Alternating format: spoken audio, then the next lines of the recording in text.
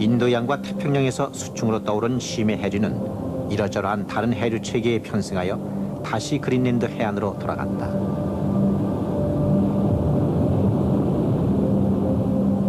바닷물의 이러한 대규모 이동을 대양 대순환 해류라고 부르는데 이 체계는 지구의 기후에 막대한 영향력을 행사한다고 한다. 우선 따뜻한 물을 북쪽 해안으로 끌어다 줌으로써 혹독하게 추운 지역에 온화한 날씨를 선사한다.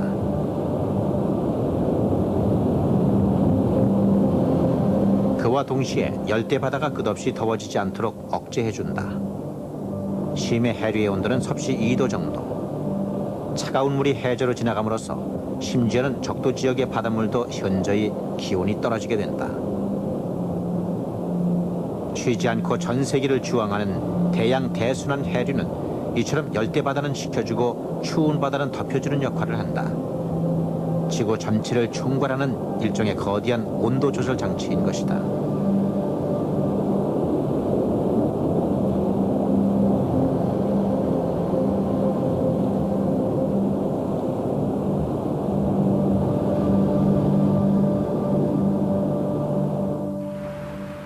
하지만 온화한 기후를 선사하는 이 대순환 해류 구조가 항상 안정된 상태를 유지하는 것은 아니다.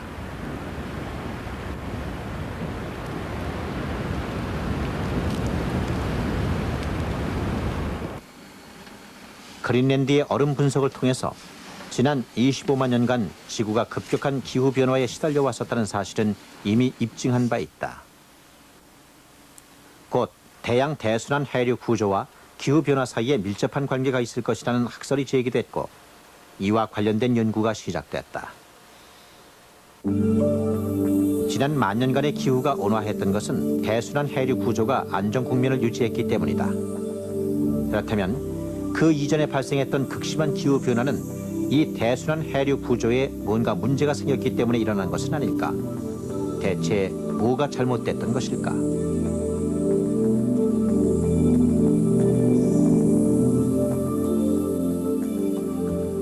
전 세계의 과학자들은 석기시대에 살았던 인류의 선조들이 갑자기 들이닥친 추운 날씨를 경험해야 했던 13,000년 전으로 초점을 맞추기로 했다.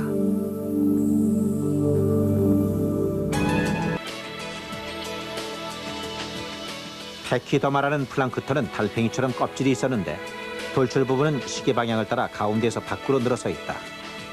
그런데 재미있는 것은 수온에 따라 돌출 부분에 늘어서는 방향이 바뀐다는 점이다. 물의 온도가 높으면 시계 방향으로 늘어선 플랑크톤의 숫자가 많고 수온이 낮으면 시계 반대 방향으로 늘어선 플랑크톤의 수가 더 많다고 한다. 만 년 전의 바닷물의 온도를 추정하기 위해서 카이겐 박사는 샘플에 있는 플랑크톤 껍질을 조사하여 시계 방향과 시계 반대 방향의 비율을 산출해냈다. 그 결과 약 13,000년 전 북대서양엔 돌출 부분이 시계 반대 방향으로 늘어선 플랑크톤이 더 많이 살고 있었음을 알아내는데 이는 수온이 아주 낮았음을 의미한다.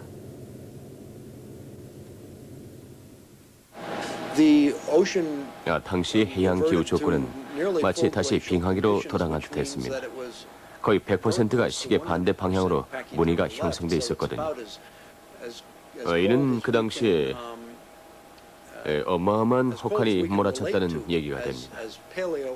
다시 말하면 북쪽으로 흐르던 따뜻한 멕시코 만류가 극히 미약해졌다든가 아예 멈춰버렸을 가능성이 아주 농후합니다. 플랑크톤의 등껍질에서 볼 수 있듯이 수온이 갑작스럽게 뚝 떨어졌다는 사실은 북대서양의 침강류가 약해져서 멕시코 만류의 북상이 중단됐음을 의미한다. 13,000년 전에 대순환 해류 구조가 활동을 멈춰버린 것이다.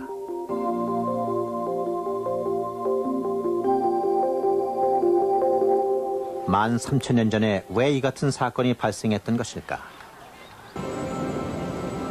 그 결과 마침내 대양 대순환 해류 구조가 멈춰버린 것이다.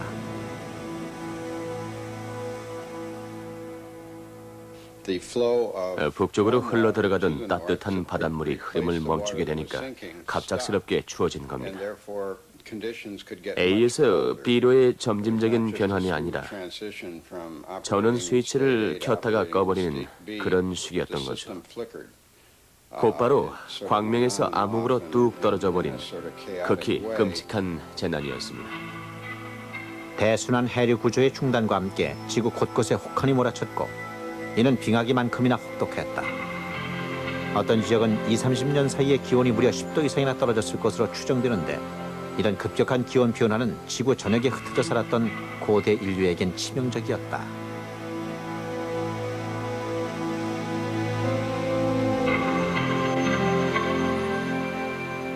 알래스카 북부의 동토지대. 13,000년 전에 끔찍한 사건이 일어나기 전엔 풍요롭고 비옥하기 그지없는 곳이었다.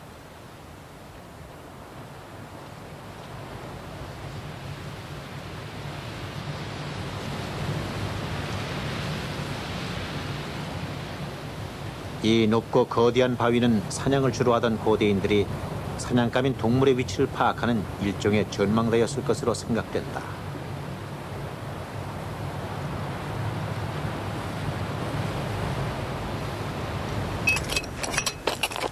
바위 주변의 퇴적물 중에서 화살촉과 사냥용 석기가 다량으로 출토됐다. 그 이전까지 알래스카는 맘모스와 같은 거대한 동물들도 편안하게 살아갈 수 있는 비옥하고 풍요로운 땅이었기 때문에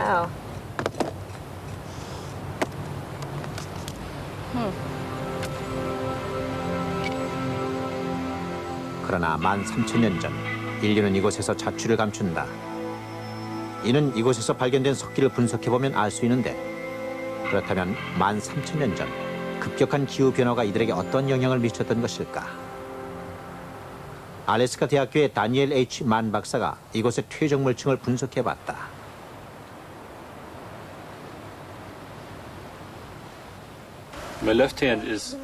홍수 이전과 이후의 퇴적물층을 각각 판에서 조사하는 겁니다.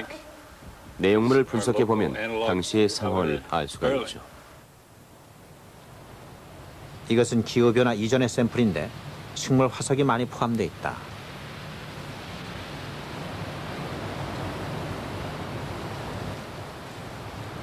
그러나 기후변화 이후에 형성된 퇴적물층은 거의 모래로만 이루어져 있고 식물 화석은 보이지 않는다. 알래스카는 이미 춥고 메마르며 생명이 살 수 없는 불모의 땅으로 변해 있었던 것이다. 대양 대순환 해류 구조가 운행을 멈추자 그때까지 온화한 날씨를 만끽하던 고대인들은 갑자기 치명적인 위기 상황을 맞이하게 됐다.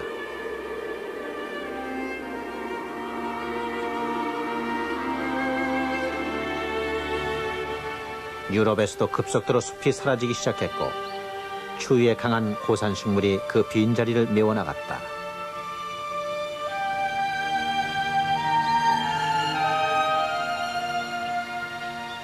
고산식물인 이 꽃의 이름을 따서 13,000년 전에 발생했던 급작스런 지구 냉온화 현상을 드리아스 냉각기라고 부르는데 혹한이 무려 1,000년 동안이나 지속됐다고 한다.